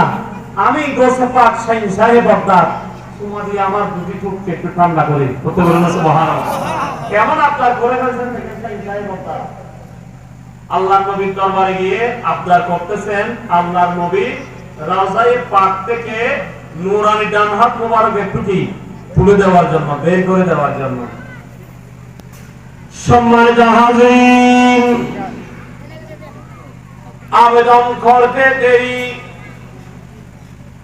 আল্লাহর রাসূল হায়াতুন নবী, জিন্দা নবী, রাহমাতুল লিল আলামিন নবী, নূরানি সন্তানের জন্য রওজায়ে আকবার থেকে নূরানি ডান হাত মোবারক বের করে দিলেন। বলতে বলুন সুবহানাল্লাহ। আল্লাহর নবী নূরানি ডান হাত মোবারক বের করে দিয়েছেন শাহীন সাহেব বগদাদকে চুমু দেওয়ার জন্য। বলতে বলুন সুবহানাল্লাহ। কেমন নবীর সাথে সম্পর্ক! গোসে পাক শাহীন সাহেব বগদাদ আব্দুল কাদের জিলানীর সাথে ছিল। উনি তো এই জন্য তো বলেছেন, ওনার এত পাওয়ার, উনি তো আল্লাহকে এত ভয় করেছেন, এজন্য তো বলেছেন মুরিদি লা তাহাফ আল্লাহু রাব্বি। উনি তো কিছুকে ভয় করেন না আলা ইন্না ওয়ালিয়াল্লাহ লা খাউফুন আলাইহিম ওয়া লা হুম ইয়াহজানুন। যারা আল্লাহকে ভয় করে তারা তো কিছুকে ভয় করে না। শুধু তাই নয়, শাহীন সাহেব আপনার মুরিদদেরকে ভয় দিয়ে বলতেছেন, মুরিদি আমার মুরিদরা লা তাতাফ, তোমরা ভয় করো না, আল্লাহু রাব্বি, আমার রব হচ্ছে আল্লাহ, সুতরাং তোমরা কিছুতে ভয় পাওয়ার দরকার নাই। শাহীন সাহেব বগদাদ তো নির্ভয়। সেই সাহেব বাগদাদের সিলাই যারা সিলসিলায়ে কাদেরিয়ার অন্তর্ভুক্ত সেই সাহেব বাগদাদের সিলসিলায় আছে তাদের কোনো ভয় নাই, তাদের এখানে কোনো ভয় নাই। দেখছেন তো আমরা ভাগ্যবান যারা সেই সাহেব বাগদাদের সিলসিলায় পায়ের গ্রহণ করতে পেরেছি, অন্তর্ভুক্ত হতে পেরেছি। আর ভাগ্যবান যে সমস্ত ভাইয়েরা মা বোনেরা সেই সাহেব বাগদাদকে আমরা ভালোবাসি, আমরা অবশ্যই সবাই কি ভাগ্যবান, অবশ্যই কি ভাগ্যবান। হুজুর কি বললো এই কথাগুলো একটু খেয়াল করবেন। হুজুর তো বলেছেন শেখ মুহাক্কিক আব্দুল হক মুহাদ্দিস দেহলভী জানারা না হলো এই পাক ভারত উপমহাদেশে হাদিসের চর্চা হতো না। এত বিখ্যাত মুহাদ্দিস আব্দুল হক মুহাদ্দিস দেহলভীর মতো জগতের বিখ্যাত মুহাদ্দিস এই কিতাবখানা গোসে পাকের জীবনী গ্রন্থ লিখেছেন গাউসুল ওয়ারা। এই কিতাবের মধ্যে শেখ আবুল কাসেম উমর বজ্জাজ থেকে রিওয়ায়াত নকল করে লিখেছেন শাইন সাহেব বাগদাদ খার ভক্ত ছাড়া জান্নাতে যাবেন না। এই কথাটা অন্তরে ধারণ করবেন যে শুধু আমি গোসে পাককে মহব্বত করি। কাকে মহব্বত করি? গোসে পাককে মহব্বত করি। এই মহব্বত দুনিয়াতেও কাজে দেবে, পরকালেও খবরে কাজে দেবে, আখিরাতেও কি দেবে? কাজে দেবে। আল্লাহ আমাদের কবুল করুক, করতে বলুন আমিন। সম্মানিত হাজিরিন, প্রজেক্টরের মাধ্যমে আমার মা বোনরা আজকে বয়ান শুনছেন, আপনারা জানেন প্রজেক্টরের মাধ্যমে মা বোনরা বয়ান শুনছেন। মা বোনদের মধ্যে কয়েকটি কথা আমার বলার ছিল, বললে ভালো হবে না? কি বলেন? কারণ মা বোনরা তো আপনারা তো অনেক দূরে দূরে চলে যান মা বোন শোনার জন্য। মা বোনরা কি যেতে পারে? আমার ওই কথাগুলো আপনাদেরও শুনতে হবে। আমরা সব সময় শুধু ছেলে মেয়েদের বলি যে মা বাবার খেদমত করার জন্য, আজকে আমি বলতেছি আপনারা যারা মা বাবা আছেন, আপনারা আপনাদের যাদের কয়েকজন ছেলে মেয়ে আছে সবার প্রতি সমান বিচার করবেন। কি দরকার আছে কিনা? আপনি আপনার 5 জন ছেলে মেয়ে আছে, 5 জন ছেলে আছে, একটাকে বেশি আদর করলেন আর 4টাকে করলেন না, এই তো সর্বনাশটা করে দিলেন। আর 4 জন তো আপনাকে ঘৃণার চোখে দেখবে। এই ঘৃণাটা সৃষ্টি হলো কিন্তু আপনার কারণে, আপনি বাবার কারণে, আপনি মার কারণে। আপনার 3 জন ছেলে আছে, 3টা ছেলের বউ আনলেন, এক ছেলের বউকে বেশি ভালোবাসলেন আর 2 জনকে আপনি পছন্দ করেন না, এই তো সর্বনাশটা আপনি করে দিলেন। ঘৃণার পাত্র হলেন আপনার কারণে। আপনি সমান বিচার করবেন, এটা উচিত নয়? উচিত কি বলেন? এটা উচিত, অবশ্যই উচিত। তো আপনারা যেমন সমাবেশে এসেছেন, আল্লাহর নবী বুখারী শরীফের হাদিস, মহিলাদের একটি সমাবেশে গেলেন, আল্লাহর নবী বক্তব্য দিচ্ছিলেন নূরানী জবানে, ইয়া মাশারান নিসা তাসাদদাকনা ফাইন্নী রাআইতুকুন্না আকসারা আহলিন নার। হে নারী সমাজ, তাসাদদাকনা, তোমরা বেশি বেশি দান সদকা করো। ফাইন্নী, নিশ্চয় আমি নবী, রাআইতুকুন্না, তোমাদের দেখেছি, আকসারা, অধিকাংশ নারীকে, আহলিন নার, জাহান্নামে, জাহান্নামে দেখেছি। দেখেন, জাহান্নামে নারীদের সংখ্যা আধিক্য হবে। এটা কার কথা? আমার কথা নাকি? সব মেয়েরা কি জাহান্নামে যাবে নাকি? না, না। যারা জান্নাতি মহিলাদের কাজ করবে তারা তো জান্নাতি মেহমান হবে। আর যারা জাহান্নামে যাওয়ার জন্য নিজেই উপযুক্ত হয়ে বসে থাকবে তাদেরকে জান্নাতে নেওয়ার কারো অধিকার আছে নাই। সুতরাং আমার মা বোনদের বলবো, অত্যন্ত বিনয়ের সহিত বলবো, হাত জোর করে বলবো, আপনারা কথাগুলো শুনেন। আমার নবী বলছেন তাসাদদাকনা, বেশি বেশি করে তোমরা কি করো? দান সদকা করো। আমি নবী দেখেছি তোমাদের অধিকাংশকে জাহান্নামের আগুনে জ্বলতে দেখেছি। আমি মহিলাদের সমাবেশ থেকে এক বুদ্ধিমতী মহিলা দাঁড়িয়ে অত্যন্ত আদবের সহিত আল্লাহর নবীর খেদমতে বাবরকতে জিজ্ঞাসা করলেন, ইয়া রাসূলুল্লাহ, আপনি যে বলেছেন অধিকাংশ নারীকে জাহান্নামের আগুনে জ্বলতে আপনি দেখেছেন, কারণটাকে একটু জানতে পারি না? ইয়া রাসূলুল্লাহ, একটু যদি বলতেন। আমার নবী ওই মহিলার আবেদনের প্রেক্ষিতে বলতেছেন তুকসিরনাল লাআন ওয়া তাকফুরনাল আশীর, জাহান্নামে জ্বলার কারণ হলো তোমরা মহিলারা খুব বেশি বেশি লানত দাও, অভিশাপ দাও।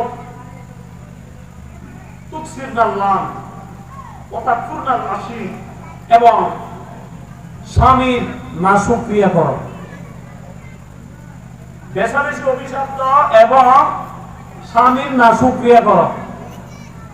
খেয়াল করেন, একটু খেয়াল করেন মা বোনরা, আপনার ছেলে আপনার কথা শুনে নাই, আপনার মাথায় রাগ এসে গেল। সব মা বোনরা এইভাবে নয়, কিন্তু সব মারা তো এরকম নয়, কিন্তু কিছু কিছু মাদের অভ্যাস আছে। আমি আশা করতেছি যে সমস্ত মা বোনদের এই অভ্যাস আছে, আজকের এই মাহফিল থেকে আপনারা অবশ্যই সংশোধন করেন। আল্লাহ তৌফিক দান করতে বলুন আমিন। সেই মা ওই ছেলেকে 9 মাস 10 দিন 10 মাস 10 দিন পেটে রেখেছে, এত কষ্ট করে মানুষ করেছে, নাকি খাওয়াইছে, সারা রাত অনিদ্রা থেকে ছেলেকে বুকের মধ্যে ঘুম পাড়িয়েছে।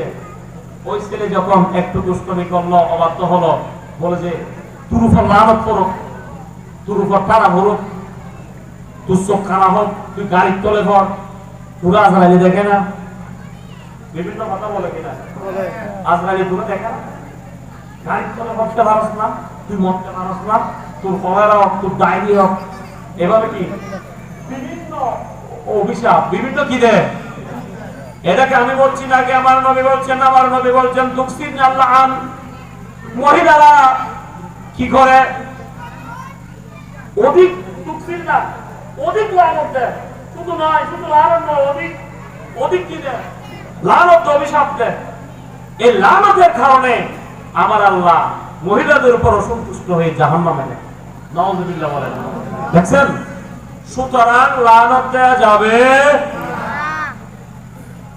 মক্কার হেরাম শরীফের এক ইমামের জীবনী পড়তে গিয়ে জেনেছি, সোশ্যাল মিডিয়ার মধ্যে এটা ভাইরাল হয়েছিল। এক মক্কার এক ইমামের থেকে যখন বাদশাহ নেওয়া হয়েছিল, আপনি কিভাবে মক্কার এই হেরামের ইমাম হয়েছেন দেখেন, মা বোনরা একটু খেয়াল করেন। ওই ইমাম সাহেব বলতেছে, আমি যখন ছোটবেলায় দুষ্টুমি করতাম, তখন আমার আম্মা রাগ করে আমাকে শুধু একটা কথা বলতো, আল্লাহ তোকে মক্কার ইমাম বানো, মক্কা কি বানো, ইমাম বানো। রাগ করে বলতো আল্লাহ তোকে কি বলো, মক্কার হেরামের ইমাম বানো, তুই এত কষ্ট আমাকে দশ, আল্লাহ তোকে হেরামের ইমাম বানো, কি বানো। মাই সবসময় বলতো, ওই ইমাম বলতেছে, আমার মাঝে বলেছে আল্লাহ তোকে হেরামে পাকের ইমাম বানো, এখন বর্তমান আমি হেরামে পাকের ইমাম। সুবহানাল্লাহ বলেন না? ওই যে মা জুবান দিয়ে বের হয়ে গেছে, আমার আল্লাহ কুদরতি কলম মেরে দিয়েছে, এটা হেরামের ইমাম। আপনি মা, আপনার জুবানের অনেক কাছে আছে, আপনার তো আপনার ছেলে মেয়েদের হক অবশ্যই কবুল। সুবহানাল্লাহ বলেন না? আপনি মা কেন আপনার ছেলেকে অভিশাপ দেবেন, আপনি কেন লানত দেবেন? আপনি এভাবে একটা বলেন না, রাগ করে একটা বলে ফেলেন না, আপনার ছেলেকে একটা রাগ করে বড় কিছু হওয়ার জন্য বলে ফেলেন না, আল্লাহ কবুল করবে, আল্লাহ বড় বানাই দেবে। সুবহানাল্লাহ বলেন না? এভাবে বলবেন মা বোনরা, এভাবে বলবেন। রাগ করে কিছু বলতে হলে এভাবে কিছু বলবেন, যাতে আপনার ছেলে বড় হয়ে কিছু একটা হয়ে যায়। ঠিক কিনা বলেন না? কেন হামাহা গাড়ির তলে দেবেন, চাকার তলে দেবেন? কেন কলেরা হবে, কেন ডায়রিয়া হবে, কেন যক্ষ্মা হবে, কেন ক্যান্সার হবে, কেন কি বলেন হার্ট অ্যাটাক কেন করবে, কি বলেন? আমরা পারবো তো? পারবো তো? আমরা রাগ করবো, ঠিক আছে, কিন্তু রাগ করে কথাটা বলবো যাতে অভিশাপের বদলে কি হয়, রহমত হয়, গজবের পরিবর্তে যাতে ছেলের জীবনটা সুন্দর হয়, ওইভাবে আমরা মুক্তি করব ছেলে মেয়েদের ব্যাপারে। ঠিক কিনা বলেন? ওয়াতাকফুরনাল আশীর, মহিলার কেন অধিকাংশ জাহান্নামে যাবে? দ্বিতীয় নম্বর কারণ হলো যে তারা স্বামীর নাশুকরিয়া করে। কিভাবে হুজুর? স্বামীর নাশুকরিয়া কিভাবে করে? স্বামীর নাশুকরিয়া করে। মনে করেন সব সময় আপনি দামি দামি শাড়ি দিলেন, প্রতি বছর ঈদে শাড়ি দিলেন দামি দামি, এক বছর আপনার টাকা পয়সা একটু কম, কম দামি একটা এনে দিলেন। প্রত্যেক মাপনরা না, আবার কিছু কিছু মাপনের কথা বলতেছে, প্রত্যেক মামুন এই অভ্যাস নাই, কিছু কিছু মামুনের কথা বলতেছি।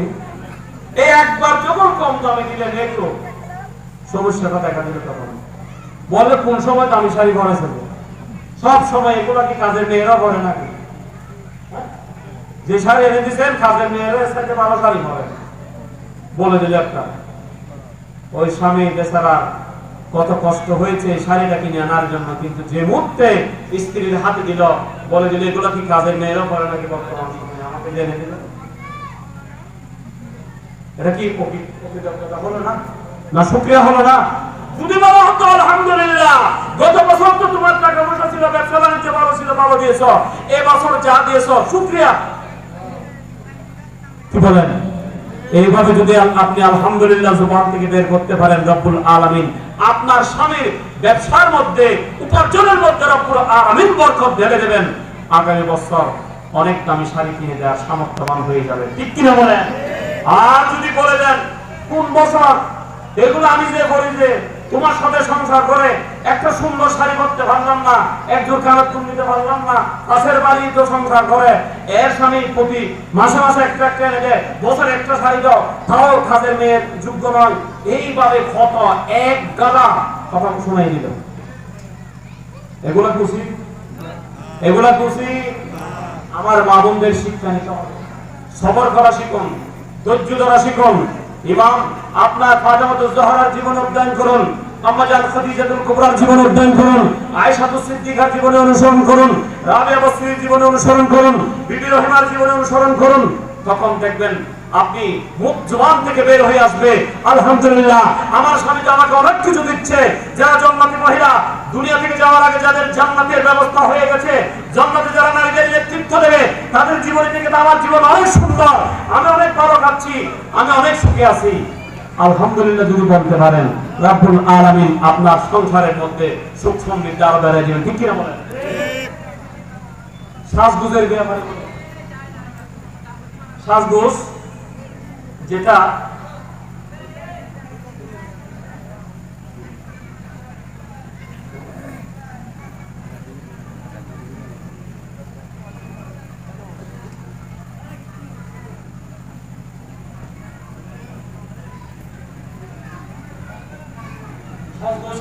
একটু সম্মানিত হাজিরিন, আমাদের মামুনরা আমার কথা রাগ করবেন না, যদি আমার কথার সাথে আপনার কথা মিলে যায় দোয়া করবেন,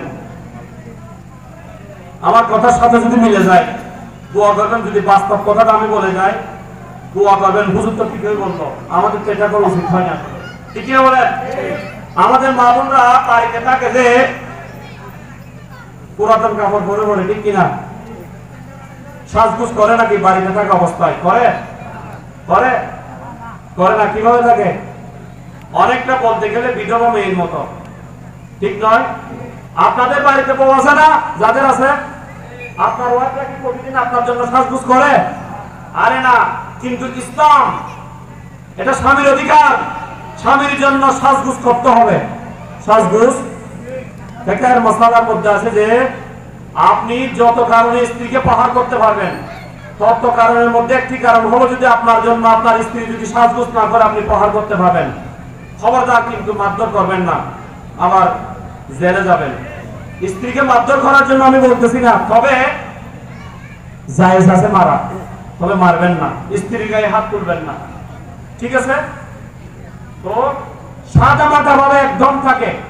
কোথাও যদি দাওয়াতে যাওয়ার প্রোগ্রাম হয়, কোন অনুষ্ঠানে যাবে, দাওয়াতে যাবে, তখন আমার মা বোনদের সাজগোজের বাহার কে দেখে? ঠিক নয়? ঠিক কিনা বলেন? এটা কি, এটা কার জন্য সাজা হলো? দাওয়াতের জন্য সাজা হলো। দাওয়াতে গেলে বাইরের লোক দেখবে কিনা? তাহলে আপনার জন্য বৈধ হলো যে স্বামীর জন্য কি সাজা, আর বাইরের জন্য না সাজা। সাজা মাটা করে যান, স্বামীর জন্য সর্বোচ্চ সাজ আপনি গ্রহণ করুন, এটাই হবে ইসলামের নির্দেশ। আর ওই স্বামী বেচারা বাইরে যখন ঘুরে তখন সুন্দর সুন্দর নারীদের দেখে, বাড়িতে যখন আসে তার স্ত্রীর দিকে যখন তাকায় তখন বলে যে সারা হাটগাছড়ির মধ্যে আমার স্ত্রীকে সবসাথে পছন্দ, মনটা খারাপ হয়ে যায়, ঠিক কিনা বলেন? সারা হাটগাছড়িতে আমার স্ত্রীর চাইতে সুন্দর আর কেউ নাই, বাইরে যত সব সুন্দর সুন্দর মহিলা। ঠিক কিনা বলেন? তাহলে আপনার কারণে আপনার স্বামীর মানসিকতাটা নষ্ট হলো কিনা বলেন? আপনি যদি সুন্দর সাজসজ্জা বহন করে আপনি বাড়িতে অবস্থান করেন, আপনার স্বামী যখন বাড়িতে ঢুকবে তখন সে বলবে যে আমার স্ত্রী তো অনেক সুন্দর, মাশাআল্লাহ, ঠিক আছে কিনা? তখন সে বাইরে থাকতে চাইবে না, অধিকাংশ সময় করে থাকতে চাইবে। বাইরে আড্ডা মারি দরকার কি, আমার বাড়িতে তো সুন্দরী বউ আছে, ঠিক কিনা বলেন? যখন আপনার এই অবস্থা দেখতে বলে যে বাইরে না দুনিয়ার সমস্ত মজা, বাড়িতে তো কিছু নেই, বিধবা একটা আছে এখানে, কি আছে? বিধবা একটা আছে, ঠিক আছে না? আমার মা বোনরা, আমি আগে মাপ চাচ্ছি, আমার কথা মাইন্ড করবেন না, আমাকে বদদোয়া দেবেন না। আমার কথা যদি আপনার সাথে মিলে যায়, ইসলাম নির্দেশ দিচ্ছে স্বামীর জন্য সাজার জন্য, এটা নির্দেশ ইসলামের। যদি মিলে যায়, আপনি যদি এভাবে থাকেন, তাহলে আজকের মাহফিলের পর থেকে আপনি কি করবেন? স্বামীর জন্য সাজগোজ করবেন।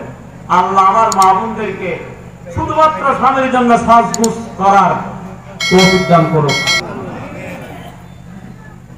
সম্মানিত হাজিরিন, অনেক মা বোন আছে যারা স্বামীকে এমন জিনিস চাপিয়ে দেয় যেটা স্বামীর সাধ্যের বাইরে, আছে না? ইমান একটা দিয়ে বসে, স্বামী তো এটা শোনার পর থেকে ছোট ছোট গান বের হচ্ছে শরীর দিয়ে, এটা কিভাবে পূরণ করা যায়, হ্যাঁ, ঠিক আছে না? একটা এমন ডিমান্ড দিয়ে বসলো, এটা আনতে হবে, এটা কিনে দিতে হবে, স্বামীর সাধ্যের বাইরে। স্বামীকে আপনি পেরেশানির মধ্যে ফেলে দিলেন, চিন্তার মধ্যে ফেলে দিলেন, সে দুশ্চিন্তায় পড়ে গেল। আমার নবী বলছেন, কোন মহিলা যদি তার স্বামীকে পেরেশানির মধ্যে রেখে সেই ইবাদত বন্দী করে, তার কোনো খরচ নফল ইবাদত আমার আল্লাহ কবুল করবেন না। তাহলে কাজটা কি করবেন? একদিকে স্বামীকে আপনি পেরেশানির মধ্যে ফেললেন, অন্যদিকে তাহাজ্জুদ করেন, তো তাহাজ্জুদ কবুল হবে? অন্যদিকে ইবাদত বন্দীর মধ্যে আপনি মুসল্লায় কাটান বেশিরভাগ সময়, ওদিকে স্বামীকে পেরেশানির মধ্যে ফেলে দিলেন, কবুল হবে ইবাদত? মা বোনদের এগুলো খেয়াল রাখতে হবে। দেখেন না, অনেক মা বোন আছেন, অনেক গল্প মাঝে মধ্যে আমরা তো শুনি, অনেক গল্প শুনে আসলে অবাক হয়ে যায়। সংসার করতেছে বছরের পর বছর, স্বামী স্ত্রীর সাথে কথাবার্তা হয়,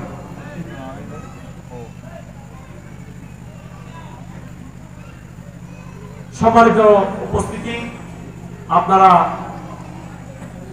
যারা প্যান্ডেলে আছেন অবস্থান করেন, আর যারা বাইরে ঘোরাফেরা করতেছেন, আপনারা প্যান্ডেলের ভিতরে যদি না বসেন তাহলে পরবর্তীতে জায়গা পাবেন না। কিন্তু আমাদের আজকের মাহফিলের সম্মানিত প্রধান আলোচক, চট্টগ্রাম থেকে আগত এশিয়াখ্যাত দিনী শিক্ষা প্রতিষ্ঠান জামিয়া আমাদের সুন্নিয়া আলিয়ার সম্মানিত মুদারিস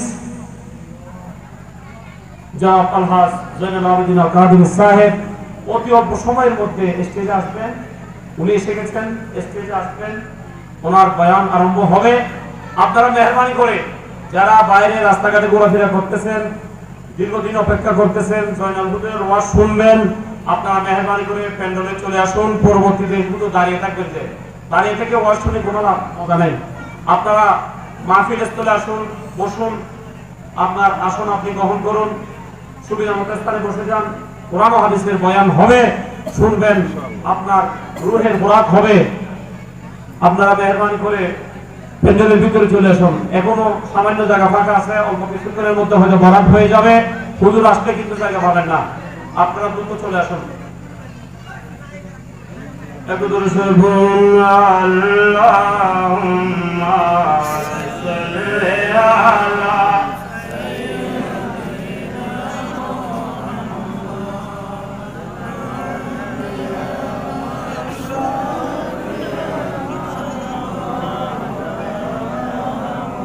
আরজুরে আল্লাহুম্মা সাল্লি আলা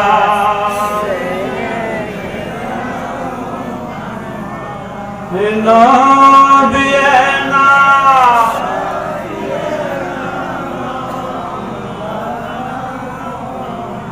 দয়াল নবীর শিকিরা গুণ লাগিলা যার কোলে যাই দয়াল নবী ইশকের আগুন লাগিলা যার কোলে যাই গরবার রিয়া কান্দে বসে বসে নিরালাই আল্লাহুম্মা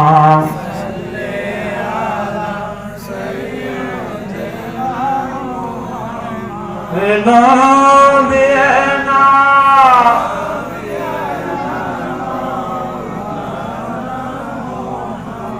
منكرامে মুদাতে মাহবুবে রবে জুলমিনান মুনকিরানে মুদাতে মাহবুবে রবে জুলমিনান দর জাহান্নাম كلهم لا شك فيه يدخلون اللهم صل على سيدنا محمد نبينا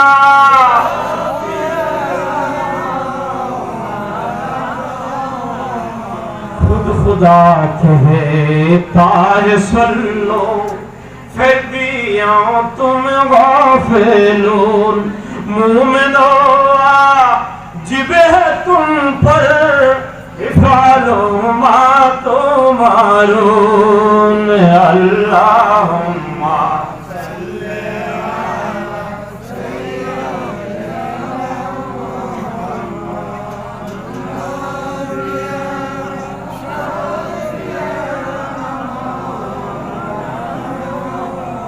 সম্মানিত হাজিরিন আমার মা বোনেরা তিরমিজি শরীফের হাদিস হযরত উম্মে সালমা বর্ণনা করতেছেন আমার নবী ঘোষণা করতেছেন আইয়ুমা ইমরাতিন মাতাত ওয়াজুহা আনহা রাজিন দাখালাতিল জান্নাহ পড়তে বলুন সুবহানাল্লাহ কোন মহিলা যদি তার স্বামীর সন্তুষ্টি অবস্থায় মৃত্যুবরণ করে সে সুদা জান্নাতে প্রবেশ করবে কোথায় যাবে আপনি স্বামীকে অসন্তুষ্ট রেখে রাত্রি যাপন করেন সকাল পর্যন্ত ফেরেশতারা অভিশাপ দিতে থাকবে সকাল হওয়া পর্যন্ত কি দেবে অভিশাপ দেবে আপনি আপনার স্বামীকে পেরেশানির মধ্যে রেখে আপনি ইবাদত বন্দী করতেছেন আপনার কোন ইবাদত আল্লাহ রাব্বুল আলামিন কি করবে না কবুল আপনি যদি আপনার আচরণে খিদমতের মাধ্যমে আপনার স্বামীকে সন্তুষ্ট রেখে যদি আপনার শেষ নিঃশ্বাস ত্যাগ করতে পারেন আপনি একজন নিশ্চিত জান্নাতি মহিলা আপনারা